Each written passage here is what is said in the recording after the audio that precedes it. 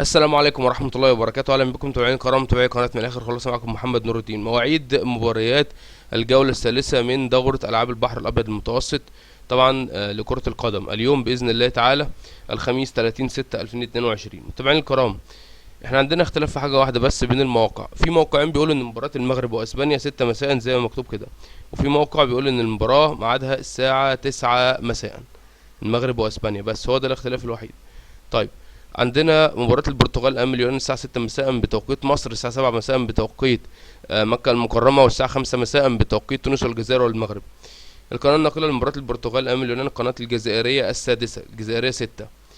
اما المغرب امام اسبانيا في نفس التوقيت الساعة 6 مساء بتوقيت مصر، والساعة 5 مساء بتوقيت المغرب والجزائر وتونس، والساعة 7 مساء بتوقيت مكة المكرمة.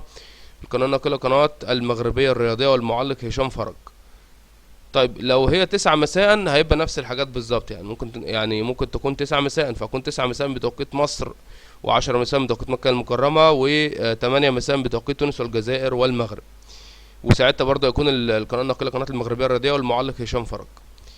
اما عندنا اكيد مباراتين في نفس التوقيت بالليل، الساعة 9 مساء بتوقيت مصر، 10 مساء بتوقيت مكة المكرمة، و8 مساء بتوقيت الجزائر وتونس والمغرب، وهم مباراتي الجزائر امام فرنسا.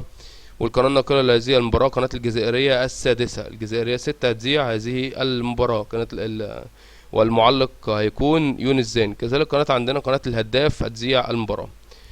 متابعين الكرام، تركيا تلعب امام ايطاليا في نفس التوقيت 9 مساء بتوقيت مصر، 10 مساء بتوقيت مكة المكرمة، 8 مساء بتوقيت تونس والجزائر والمغرب.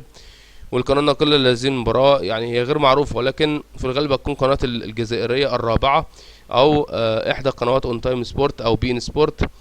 إحدى قنوات أون تايم سبورت اللي هي أون تايم سبورت 3، أو بي إن سبورت اللي هي المفتوحة. متابعين الكرام، اشترك في القناة وفعل زر الجرس، ممكن تشوف المباريات على موقع كورة لايف أو يلا شوت. توقع لي نتيجة مباراة الجزائر أمام فرنسا والمغرب أمام أسبانيا. نراكم فيديو آخر بإذن الله تعالى، والسلام عليكم ورحمة الله وبركاته.